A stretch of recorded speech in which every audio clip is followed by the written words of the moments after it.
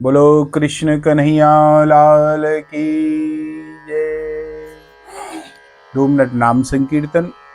चूंकि एकादशी में नाम का ही महत्व है, आज सब वैष्णवों को अपरा एकादशी की शुभकामनाएं। वैष्णव मात्र को एकादशी का व्रत करना अति आवश्यक है और जैसी उसकी शारीरिक सामर्थ्य है उसके अनुसार करे। कदापि बालक, वृद्ध और योगी के लिए नियम नहीं होते, फिर भी इतना आवश्यक है कि एकादशी वाले दिन चावल तो कम से कम प्रयोग में ले ही नहीं, खाए ही नहीं। तो एकादशी महात्म की हम कथा करें, उससे पूर्व 2 मिनट नाम संकीर्तन, उसके बाद में फिर महात्म की चर्चा। हरे रामा राम राम हरे हरे, हरे राम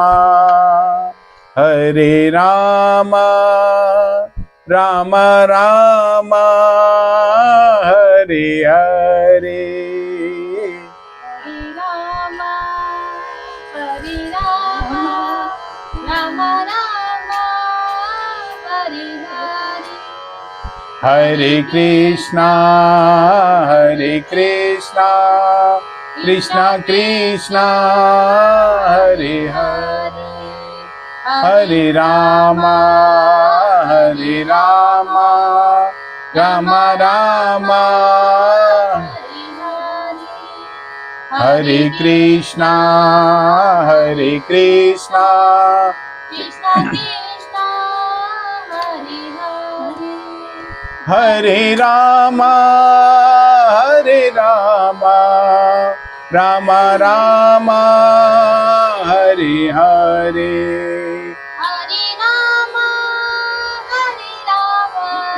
राम राम हरे हरे। हरे कृष्णा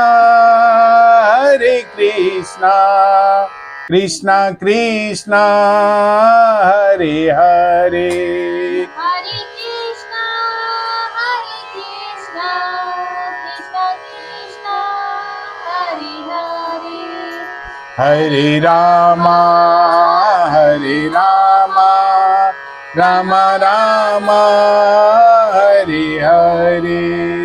हरे कृष्णा कृष्णा कृष्णा हरे हरे। बोलो कृष्ण कन्हैया लाल की जय। ज्येष्ठ मास की कृष्ण एकादशी है आज। महाराज युधिष्ठिर ने भगवान श्री कृष्ण से, जनार्दन से प्रश्न किया, हे प्रभु, ज्येष्ठ कृष्ण पक्ष में कौन सी एकादशी आती है, उसका नाम क्या है, आप मुझे बताइए और उसका महात्म्य मैं सुनना चाहता हूं, उससे बताने की कृपा कीजिए प्रभु। भगवान नारायण श्री कृष्ण बड़े प्रसन्न हुए और उन्होंने कहा कि राजन, तुमने यह प्रश्न संपूर्ण लोकों के हित के लिए, त्रिलोकी के हित के लिए बहुत उत्तम बात पूछी है। राजेंद्र, इस ज्येष्ठ कृष्ण पक्ष की एकादशी का नाम अपरा है और यह बहुत पुण्य प्रदान करने वाली है। ये इतना पुण्य प्रदान करती है कि इसकी कोई पार नहीं है, इसलिए इसका नाम अपरा रखा गया है। महाराज, बड़े बड़े पातकों का नाश करने वाली यह एकादशी है।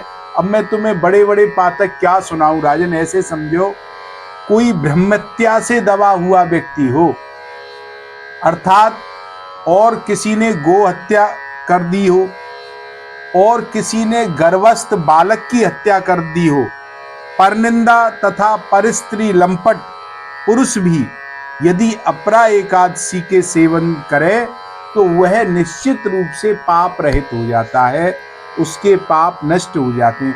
और तो और जो लोग झूठी गवाही देते हैं और जो व्यापार में नाप तोल में बेईमानी करते हैं और जो बिना जाने ही नक्षत्रों की गणना करते हैं, आजकल जैसे पंडित बने घूमते हैं, जानते नहीं है शुद्ध, लेकिन वैसे ही गणना करके बताते रहते हैं, और जो कूटनीति से आयुर्वेदिक के ज्ञाता बनते हैं, जो कि आयुर्वेदिक में जानते नहीं है लेकिन झूठे ज्ञाता बनते हैं, वैद्य का काम करते हैं, ये सब नरक में निवास करने वाले प्राणी होते हैं, इनको नरक में स्थान मिलता है। परंतु इनमें से कोई भी यदि अपरा एकादशी का सेवन करे, अपरा एकादशी का व्रत करे, तो वह पाप रहित हो जाता है। यदि कोई क्षत्रिय धर्म का परित्याग करके युद्ध में पीठ दिखा करके भाग जाता है, तो वह क्षत्रियोच्युत धर्म से भ्रष्ट होने के कारण घोर नरक में पड़ता है महाराज। और जो शिक्षा विद्या ग्रहण करके और अपने गुरु की निंदा करता है, वह भी महापातकों से युक्त होकर भयंकर नरकों में जाकर के यातना प्रताड़ना भोगता है महाराज। किंतु ऐसा भी यदि व्यक्ति कोई इस अपरा एकादशी का सेवन करे, अपरा एकादशी का विधि विधान से व्रत करे, तो वह भी सदगति को प्राप्त हो जाता है। ऐसी है अपरा एकादशी। अब इससे पुण्य, ये तो रही पापों से किन किन से मुक्ति हो जाती है। अब बात आती है कि जो व्यक्ति अपरा एकादशी का व्रत करता है तो उसे किस पुण्य की प्राप्ति होती है, किस फल की प्राप्ति होती है। तो यहाँ कहते हैं भगवान के युधिष्ठिर, मैं तुझे क्या बताऊं अपरा एकादशी से कितना पुण्य मिलता है, किंतु फिर भी तू समझने के प्रयास कर। जब कोई माघ मास में सूर्य मकर राशि में होता है, उस समय प्रयागराज में जो स्नान करता है उससे जिस पुण्य की प्राप्ति होती है, अथवा काशी में शिवरात्रि को व्रत करने से जो पुण्य प्राप्त होता है, अथवा गया में पिंड दान करने से, पितरों को तृप्ति प्रदान करने से जिस पुण्य की प्राप्ति होती है, अथवा बृहस्पति के सिंह राशि पर स्थित होने पर गोदावरी नदी में स्नान करने से जिस पुण्य की प्राप्ति होती है, अथवा बद्रिकाश्रम की यात्रा के समय भगवान केदार के दर्शन करने से तथा बद्रिका तीर्थ के सेवन करने से जो पुण्य प्राप्त होता है, और भी सूर्य ग्रहण के समय कुरुक्षेत्र में दक्षिणा सहित यज्ञ करने से, हाथी घोड़ा स्वर्ण दान करने से जिस फल की प्राप्ति होती है, वह फल सहज में ही अपरा एकादशी के सेवन से भी मनुष्य वैसे ही फल प्राप्त कर सकता है। अपरा एकादशी का उपवास करके भगवान वामन की पूजा करने से मनुष्य सब पापों से मुक्त होकर के विष्णु लोक में प्रतिष्ठित हो जाता है। अब उपवास का तात्पर्य केवल ये नहीं है कि भोजन इत्यादि, उप मतलब नजदीक, वास मतलब रहना।